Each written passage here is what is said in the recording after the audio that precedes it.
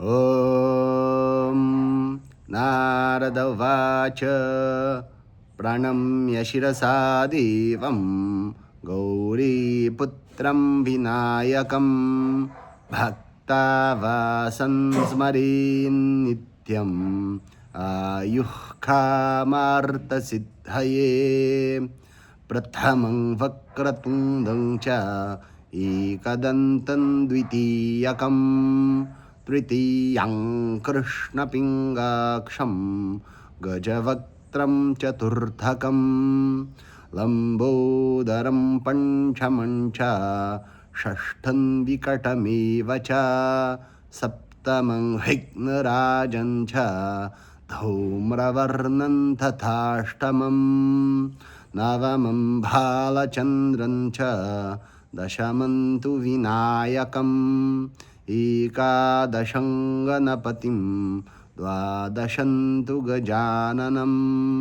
द्वादशैतानि नामानि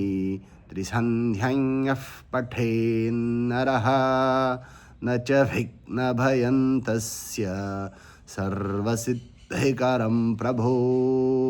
विद्यार्थी लभते विद्यां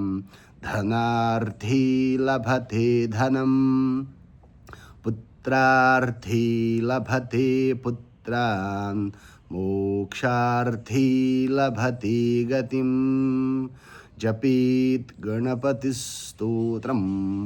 षड्भिर्मासैः फलं लभेत् संवत्सरेण सिद्धिं च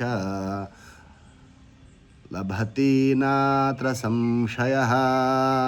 अष्टभ्यो ब्राह्मणेभ्यश्च लिखित्वा यः समर्पयेत् तस्य विद्या भवेत् सर्वा गणेशस्य प्रसादतः इति श्रीनारदपुराणे सङ्कटनाशनगणेशस्तोत्रं सम्पूर्णम्। ॐ